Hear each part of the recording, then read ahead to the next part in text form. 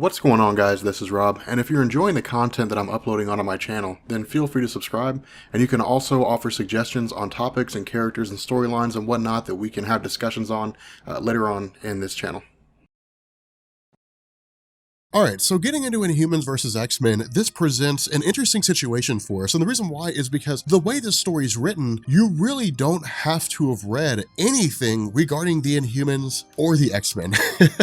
And it's kind of ironic. I mean, I guess it makes sense because the goal for Marvel is to sell this story, and people would be more likely to read it if they don't have to, buy 5 different trades in order to understand what's going on. But really all you need to know before this is pretty much the Death of X story, which we have covered, and you'll find that video down in the description. But of course, for those who haven't seen it, Death of X more or less just kind of dealt with why it was that the mutant population was so much smaller than it had been, how the Terigen mists were killing mutants, so on and so forth, and why it was the Cyclops was dead. But with Jeff Lemire really picking up on this title, or really just kind of leading into it, really Charles Soule and Jeff Lemire, to be honest, what this does is kind of reach this fruition. It sort of reaches this climax with regards to the X-Men and Inhumans storyline. And the way the story ends really leaves things open-ended, and I think that the ending of the story itself is going to be one that's really going to split opinions with regards to the comments. I'm kind of curious how you guys view the ending of this. But the fact remains that what we do is we initially pick up with Beast, because keep in mind, Beast is really like the foremost scientist among the X-Men. I mean, he's really the X-Men's, Tony Stark, Reed Richards, Hank Pym. He's the one guy they go to with regards to a lot of the inner things. Because remember, when it came to the X-Men mythos, when it came to mutants, especially under the rule of Cyclops, even with Charles Xavier, they always went to Beast first, and then Beast would go to other people. The X-Men always usually kept things in-house.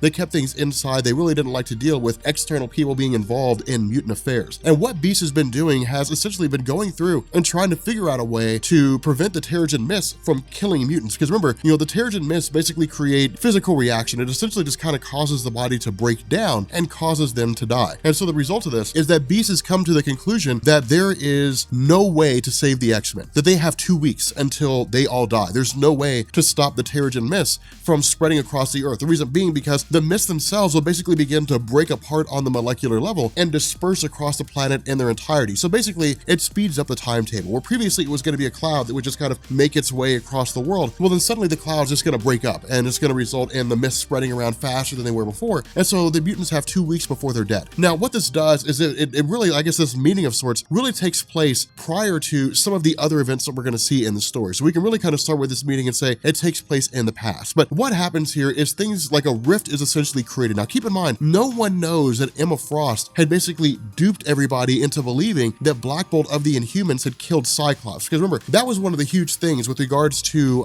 the Death of X, is that story led into a conflict between the Inhumans versus the X-Men over survival. But Emma Frost had used her telepathy to lead everyone to believe that Cyclops was there the entire time, when in fact he was dead throughout the entire story's events. And the result was that where everybody saw essentially Cyclops making a move on the Inhumans and Black Bolt killing Cyclops using his voice, that it was all an illusion, that Emma Frost had crafted this illusion in order to instigate a war between the Inhumans and the X-Men. And so what happens here is Emma Frost continues to take this path of saying the Inhumans are bad guys. The Inhumans want to see the X-Men destroyed, not because the Inhumans are inherently evil, but because of the fact the survival of the Inhumans means the death of the mutants, because Inhumans are basically activated by way of the Terigen mists. And so where the Inhumans would see their numbers increase by individuals who were exposed to the Terigen mists, the mutants would see their number decrease due to the fact that mutants exposed to the Terigen mists would die. And so again, this kind of bounces back and forth a little bit between the meeting of the X-Men and of course the Inhumans. And again, the little segment of the Inhumans at the beginning of this story is really just designed to give us an idea of what the Inhumans are about, which is to say that whenever new Inhumans are awoken, whenever they basically activate on the face of the planet, that a crystal of the Inhumans rallies those various people together and brings them to New Attilan, to the Inhuman Royal City, where they can meet with Medusa, they can learn what it means to be an Inhuman, and they can basically understand their bigger place, or the place in the bigger picture. But what ends up happening here is Beast basically says we have 2 options. The first option is that we can stay here on Earth and we can die. The second option is that we can leave. But what ends up happening is Emma Frost and Magneto really kind of come together and say our third option is that we can attack and we can kill the Inhumans. We can fight the Inhumans, we can eliminate them if we need to, and then what we can do is basically destroy the Terigen mists. Now again, this is really kind of creates a strange situation here because Beast is really the one guy who doesn't agree with this attitude, because remember, Beast is by nature a pacifist. Beast is by nature a guy who doesn't want to have part in a situation like this. He'd rather find a peaceful solution. And that's always been the way it is with Beast. He's always been the one guy who looks out for the betterment of mutant kind and tries to find a peaceful solution to things. The issue with this is that the plan of Magneto, the plan of Emma Frost, is not just their plan, it's also the plan of Storm. And of course, Wolverine basically ends up siding with them. So essentially, everybody is against Beast here. And so what this does is this transitions to a place called the Quiet Room. Now, the Quiet Room is basically a follow-up to Secret Wars, and really some of the events that took place before Secret Wars. But essentially what happened is during the run of Charles Soule, when Black Bolt had detonated the Terrigen bomb during the events of Infinity by Jonathan Hickman, in the aftermath of all that, and the Terrigen mist began spreading throughout the world in the first place, Black Bolt was basically ousted by Medusa. Black Bolt was kicked out of the Inhuman royal city. He was removed as king, and Medusa basically took his place as the sole ruler. And so what ended up happening is Black Bolt basically set up shop in a place called the Quiet Room. And the Quiet Room is really kind of like this neutral meeting ground where everybody can meet together. The rule is no one can fight. So it's really like from John Wick, where you have those lounges, those clubs, where it's basically neutral territory. No one can fight. Anybody who engages in conflict, anybody who instigates a fight, will deal with Black Bolt himself. And no one wants that, because all Black Bolt really has to do is speak, and that person will be destroyed due to his quasi-sonic scream. But what ends up happening is Emma Frost basically says, look, the plan is we have to remove the big members of the Inhumans off the board. If we go to war with the Inhumans and Black Bolt's around and Medusa's around and Karnak's around, if they're there, we're almost guaranteed to lose. And so she simply says, we have to remove them from the board. We have to put them on ice. That way we can face off against what's left of the Inhumans,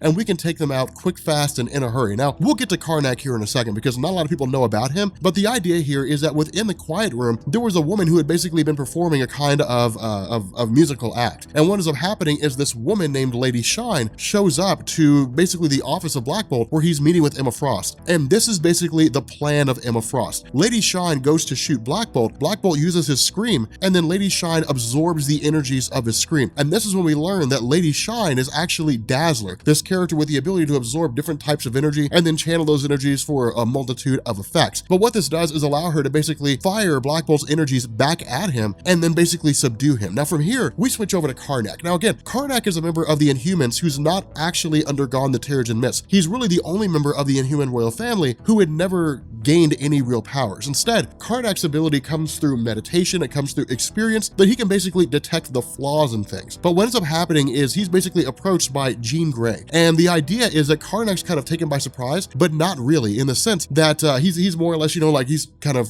surprised by the fact that she snuck up on him. But Jean Grey says, this is actually the fourth time we've had this conversation. Jean Grey's been messing with his mind, keeping him in a mental loop. And the idea is to basically use that to keep him off the table. The reason why is because if they were to imprison Karnak, if they were to take him and they were to put him in chains, they were to put him in a building or something like that, he would find the physical weakness of that building, exploit it, and then bring the building crumbling down around him. That's what his meditation, that's what his studies have allowed him to do. They've basically allowed him to figure out the weakness in things. And so it's really just kind of a way for him to escape situations that he otherwise would have been held captive by, simply because of the fact that he has no powers. But again, this is a multifaceted attack. We have Magneto going after Crystal of the Inhumans. Remember, Crystal is a character who can basically manipulate the elements, but Crystal is the field team. Crystal is the equivalent of what Cyclops and Jean Grey and Iceman and Beast used to do. When a new mutant would pop up, they would travel out to where that mutant is, they would tell them about the Xavier Institute and bring them back to Charles Xavier. Crystal and her group do that for the Inhumans. They go out into the world, new Inhumans are basically visited by Crystal. Crystal says, if you want to learn how your powers work, if you want to understand them better, come with us to the Inhuman Royal City and we will teach you what your role is. We can teach you what you're capable of. And so that's essentially a way to effectively remove them from the field, because Crystal and her field Inhumans team have to be powerful in order to face off against whatever threats may wait for them out there. And so by removing Crystal from the equation, we then switch over to Lockjaw. Now the funny thing about this is, of course, Lockjaw is basically the dog that teleports anybody virtually anywhere they need to go. Now, I'm not aware that Lockjaw can teleport people on a universal scale. I don't believe he is. I believe his teleportation range is limited. I could be wrong by that. But the fact remains, within the context of this story, Lockjaw could teleport anybody anywhere on the face of the earth. And so basically Lockjaw could be the caveat. He could be the key that could get the Inhumans out of any attack that the X-Men pit them in. And so because of this, Fantomex basically takes out Lockjaw by keeping him subdued. Keep in mind, these are non-casualty defeats. They're not killing anybody here. They're simply just more or less defeating them and taking them out of the equation. But what ends up happening is they switch switch their attention to Medusa and the Inhuman Royal City. And what this does is require basically an entire contingent of the X-Men, Extraordinary X-Men, Uncanny X-Men, all new X-Men. They all end up going against the Inhuman Royal Family because they have to. I mean, they're attacking the Capitol. It would be like if the Inhumans attacked the Xavier Institute. That's where all the X-Men are. That's where you know, the most formidable of the X-Men are most likely going to be located. And so the X-Men basically have to take this stance when they attack the Inhuman Royal City. Now, from here, the story really kind of shifts its focus a lot to combat, to fighting. There's not a lot of exposition. There's some, but there's not a whole lot of deep concepts going on here. I mean, it's really just kind of the X-Men fending off, you know, taking out the Inhumans where they can. It's the Inhumans fending off where they can. But then again, we basically end up switching to Hank McCoy, at least the all-new X-Men version, the younger version of Hank McCoy from the past, going against Medusa. Now, this is really designed to be a distraction of sorts because in truth, Beast would not be able to take out Medusa on her own. I mean, she's able to control her hair, she can easily ensnare him, and really it's just a matter of experience. I mean, Medusa has been a superhero for quite some time. When the present day Hank McCoy traveled into the past and grabbed the younger version of himself and brought him into the present, he was still very new to what it meant to be a superhero. That's evidenced by the fact that the younger version of Beast has not undergone the transformation into his blue hairy form yet. And so because of this, he doesn't quite have the experience necessary to fend off against the Inhumans in a way that would prove to be successful. And so what ends up happening here is the defeat of Medusa comes by way of Ileana Rasputin. Now keep in mind, because of the fact that the Terrigen Mists were spreading throughout the world, right, and they were killing all these different mutants, what ended up happening is in the early days of this, really before All New, All Different Marvel picked up, in the 8 months between the events of Secret Wars and the start of All New, All Different Marvel, Storm had taken over the X-Men Institute and moved it to Limbo, moved it out of the effects of the Terrigen Mists. Now Limbo is exactly what it sounds like. It's basically this kind of hell-like dimension, but the character Ileana Rasputin is more or less part and parcel to it. She's really kind of like this ruler of it. She can manipulate it, she can control it, she can do a lot of things with it, but it basically granted the X-Men a location where they could remain isolated away from the effects of the Terrigen Mists. But it's essentially another dimension, and that's what's happened here with Medusa. Her and the Inhumans have been moved to a whole different dimension, or at least the most prominent Inhumans have been moved to a whole different dimension. And so what is happening here is it's really just kind of mopping up for the X-Men, and that's what's going to prove to be their downfall. For the X-Men, they sort of go through here and they're like, well, it's just these small-time Inhumans, these new Inhumans. They don't really concern themselves with them too much because they're new, they're basically new arrivals. The issue with this is that just because a character is new and inexperienced doesn't make them dangerous. For years and years and years and years, Franklin Richards was young and inexperienced, but his power would run amok and he would transform himself into an adult, and he would basically have godlike powers.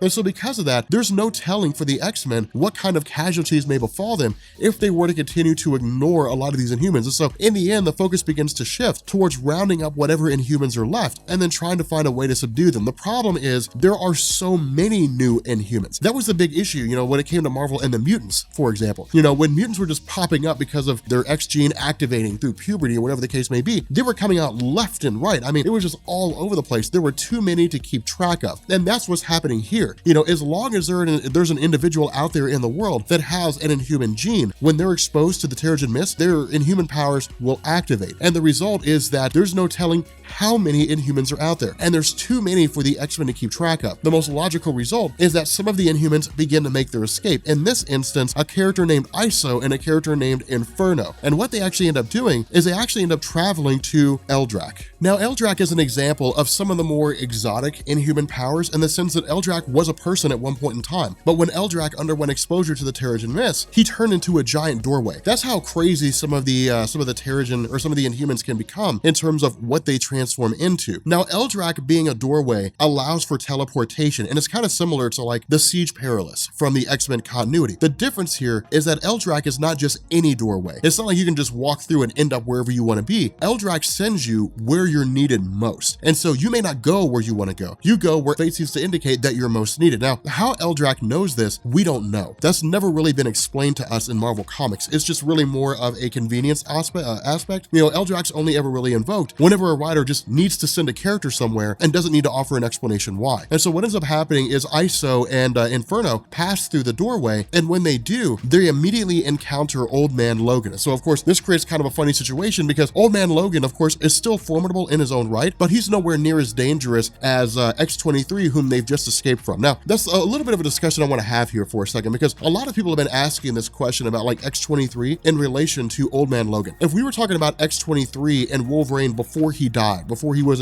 encased in adamantium. They were even, depending on the story, when they first met each other, X-23 beat him. But then there were other instances where Wolverine beat X-23 and said, the first time we met, I was just curious, I took it easy on you. Against Old Man Logan, the fact that his healing factor is not as efficient as it used to be, the fact that he's not as quick as he used to be, X-23 is far superior to Old Man Logan. Even with his battle experience, his wisdom, it doesn't quite make up for just what he lacks by virtue of sheer age. But the idea here is that, again, Old Man Logan is just one of several X-Men who are traveling around the world trying to capture what's left of the various Inhumans that exist here. The issue is that, back in Limbo, what we end up having is Medusa essentially trying to find a way out, trying to find a way for them to escape. And the benefit here is that this is going to effectively offer this sort of major battle, this major rallying point where eventually they will make their escape, but we're actually going to end up seeing the Inhumans facing off against Colossus, which is going to be one of the coolest aspects of this conflict. But the other thing about this too is Jeff Lemire and Charles Soule are not writing this story in isolation. They are to a degree, but also remember, Kamala Khan is an Inhuman. She doesn't really associate herself with the Inhumans per se. She's really just one of these outliers that kind of exists out there in left field. And it's always kind of been that way to a degree with her character. She's always recognized that her powers do hail from, her Inhuman gene, but at the same time, she saw herself as somebody who basically has a responsibility of serving humanity as a whole instead of just the Inhumans. And so what ended up happening here is ISO essentially contacts Kamala Khan and says, we need backup, we need help. And so what ends up happening here is Kamala Khan gets a hold of several other Inhumans that exist out there who are basically isolated from the events of the main Inhuman royal family. And again, this is really very much a homage to the X-Men in the sense that not every mutant that existed out there, even those mutants who were good guys, were part of the X-Men. You had mutants out there who just kind of floated out in left field. You had Inhumans out there who were just kind of out doing their own thing. They were living their own lives. Gambit was like that for the longest time. Storm was like that for the longest time before they were brought into the X-Men. And even some individuals still didn't want to be part of the X-Men. Magneto is a really good example where for the longest time, he was always the villain of the X-Men. He led them for a time when Xavier left, but that was more out of respect than as opposed to a responsibility or a belief that he had a responsibility to guide mutant kind in the same ideology as Charles Xavier. But the fact remains here that with Kamala Khan grabbing these various Inhumans, grabbing Mosaic, a guy that has the ability to jump from one body to the next, grabbing Synapse, a member of Captain America's Unity Squad, who has the ability to literally, affect the synapses of the human body and the central nervous system. She's really just kind of calling in who she can, where she can. Now from here, we switch back over to Karnak again, and this is when we really find out what Karnak is capable of. That as long as Karnak has control of his mental faculties, he will always be able to escape whatever it is that impacts him. And essentially what he ends up finding out here is that this world that's being built around him is basically just his mind. And so all he has to do is break out of his own mind, or at least break out of it using his own mind. It's kind of one of these weird situations, but he essentially just kind of breaks through it. He breaks through this construct, this wall that Jean Grey had put around him. And the idea is that he basically emerges, and comes into contact with Phantom X. And so again, it's really just kind of this weird combination of different people who would have no reason to meet going against one another. Now, Phantom X, again, is really one of these holdovers from the old days of Grant Morrison's expansion of the Weapon X project. But Phantom X is still a pretty popular character for a lot of members of Marvel Comics. Again, he's part of the series of projects that led into Wolverine, came after Wolverine, so on and so forth. But Phantom X is still very dangerous in terms of his abilities to be an assassin, to carry out campaigns against people. Of course, he was part of Wolverine's X-Force team, I think it was. And so it presents an interesting situation when you have such a prodigious fighter like Karnak going against somebody like Phantom X. But again, what this does is this basically switches over to what it was that happened with Black Bolt. And Black Bolt had essentially been placed in limbo, by Emma Frost, by Storm, and has basically been kept in this sort of mental and physical stasis, in the sense that Black Bolt cannot speak, he cannot see, he cannot hear. It's complete and total containment in terms of all of his senses. And so what this does is it kind of shifts its focus over to Emma Frost. And Emma Frost is still maintaining this ideology that in her mind, she's doing the right thing. That in her mind, the Inhumans are inherently deadly to mutant kind. That Inhumans will try to eliminate mutants in their entirety, not because they're bad guys, but because of the fact that they are trying to find a way to just kind of keep their race expanding the way that it has been up until this point. But with regards to this story, there's also a couple things that I hope you're starting to notice. The first is that this story is really more about action, and I kind of think that's where some of the videos on my channel might fall short. I like to focus more on what the characters are doing, what their motivations are, so on and so forth. Well, when it's a story where 90% of the time they're fighting, it makes it a little bit difficult to do. But the other half of this is that I'm hoping you're starting to notice that Emma Frost is very much resembling the way that Magneto used to be. And that was really one of the big emphasis with regards to Cyclops. When Cyclops effectively became a bad guy, after the events of Schism, when Wolverine and Cyclops split, and they basically created their own schools, where you had Cyclops carrying on, the whole Xavier Institute thing. When you had Wolverine creating the Jean Grey School of Higher Learning, you had Cyclops learning, beginning to become more and more extreme, to the point that he was basically becoming the way that Magneto was. Now, he was a little bit different in terms of his approach. Cyclops was more of, I'm saving mutants, as opposed to Magneto basically saying, I'm liberating mutants from the oppression of people. And so it's not like Cyclops was creating Asteroid M, he wasn't going through and doing all those things. Instead, he was really more operating in the sense of like guerrilla warfare tactics and so on and so forth. But what's also kind of interesting here is that Emma Frost becoming this inherent bad guy seems to be a little bit of a return to familiarity, but also seems to be a little bit of out of character for her. And what I mean by that,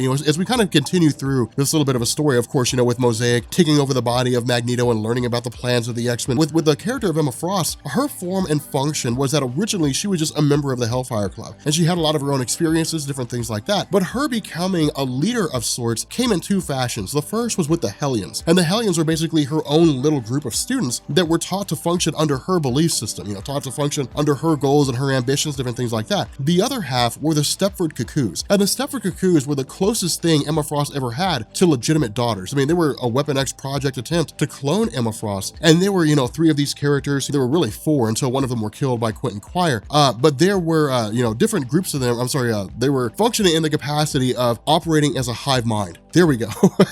I couldn't get my thoughts cleared up. This cold is absolutely killing me. And Benny keeps sending me messages. Comic Historian keeps sending me messages on Skype. Benny, you're killing me. But the idea was that they were the closest she ever had to actually having daughters. And so this is somewhat of a return to familiarity because of the fact that Emma Frost had just kind of been stuck in no man's land. She was just sort of in this in-between spot where she was a lover of Cyclops, and Marvel never really seemed to know what to do with her. But now she's kind of getting this goal. The issue is that, again, in a lot of ways, it really feels out of place. So because of the fact that Medusa and the various Inhumans who have been held captive are able to engineer their own escape, they are all simply being watched by Colossus. And so what this does is it basically forces Colossus into a situation where he has to face off against all these different groups of Inhumans. Now, this is a wildly dangerous situation for Medusa, and the reason why is because Colossus is wildly powerful. I remember, Colossus has his organic metal skin, osmium or something along those lines. It's really kind of this enigmatic metal that nobody really knows the exact properties of, but it basically makes him immune to some of the highest temperatures and some of the lowest temperatures, as well as almost all forms of physical damage, with the exception of Magneto's,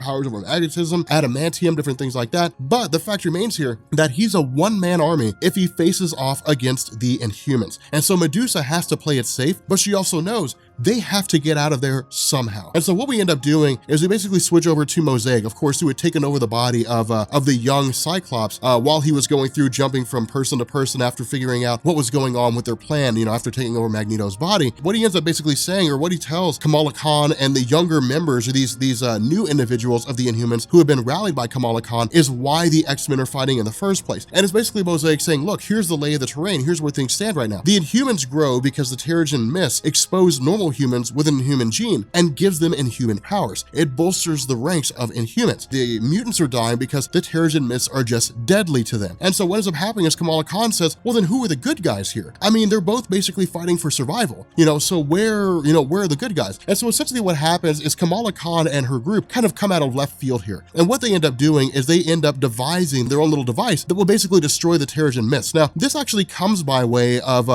Moon Girl and Devil Dinosaur. And Moon Girl and Devil Dinosaur are really, really cool. I really love Moon Girl as a character, but she's basically like this kid genius. I mean, she's super smart in terms of her ability to, create constructs, build different devices, machinery, different things like that. I'm pretty sure Benny has videos on Moon Girl and Devil Dinosaur if you guys want to go check them out over at Comic Historian. But again, what the story is basically doing here is it's creating a third party. It's Jeff Lemire and Charles Soule sitting down and saying, at this point, the Inhumans and the X-Men are just fighting for the sake of fighting. They don't really even know why they're fighting anymore. Kamala Khan and Mosaic and this small group of Inhumans that she's brought together are really like the last bastion of people who are thinking rationally. Now, if I were to be a little bit dangerous here, and I'm not putting words in the mouth of Charles Soule and Jeff Lemire, but if I were going to be a little bit dangerous, I would say that the Inhumans and the X-Men represent Marvel editorial. That Marvel editorial is so immersed in just creating events that the heroes just fight each other that they have no idea of the fact that they're basically leading to the ruin of all. That Kamala Khan, Mosaic, they represent rational-minded people. They represent a lot of you guys out there who were just like all we want are good stories. Like, that's all we want are good stories. We don't want to see superheroes fighting each other all the time. We want good stories. We love Marvel. We've been reading Marvel forever and ever and ever. We just want great stories. And so it really creates this interesting situation. Now, again, I'm just kind of going based on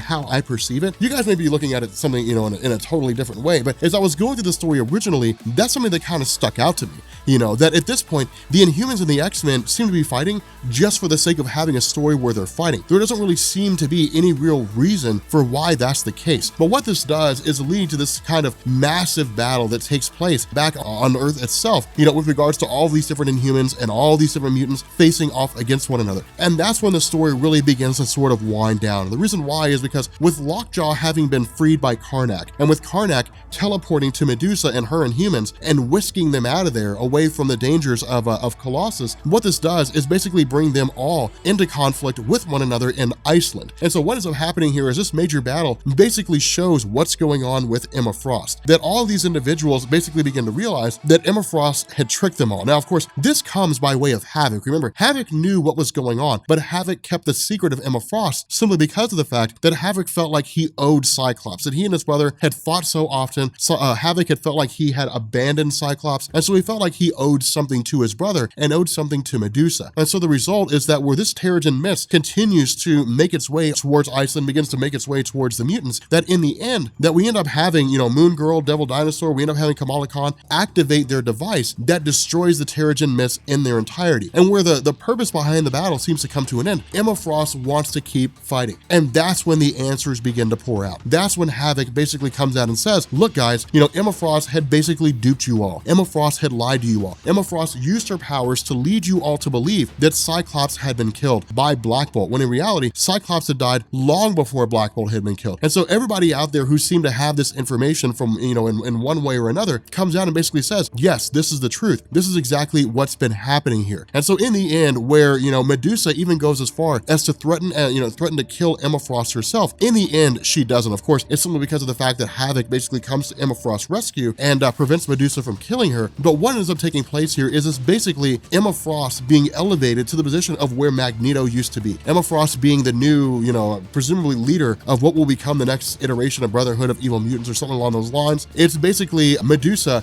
walking away from Johnny Storm. Of course, the two of them haven't been in a relationship for quite some time. It's Medusa basically walking away from Johnny Storm as leader of the Inhumans and partnering herself back again with Black Bolt of the Inhumans. So it's really kind of setting the Inhumans back to the way they were before the events of Secret Wars, really before the events of Infinity, where Black Bolt had detonated the Terrigen bomb, setting the Inhumans back to their classical roots. But it's also putting the X-Men on a collision course whereby it essentially seems like it's going to go into the X-Men Gold, X-Men Blue story.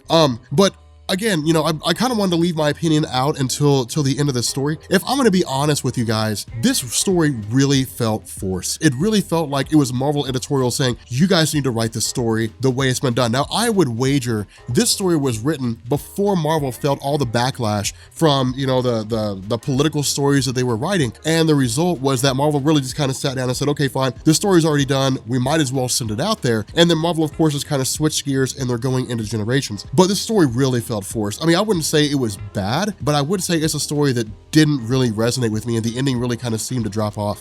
It's not the worst thing ever. Again, I really kind of try to leave my opinions out of how I view a story with the videos. I kind of leave it to you guys to do that. But on this one, I really wanted to offer my opinion here and say that it really just kind of felt forced and unnecessary, and it really kind of took away from what would have otherwise been a great series, a great story regarding the Inhumans and the X-Men. But if you guys are new here to Comics Explained, make sure you guys hit the sub button to become part of the Rob Corps. If you guys enjoyed this video, make sure you drop a like, and yeah, I will catch you guys later. Peace.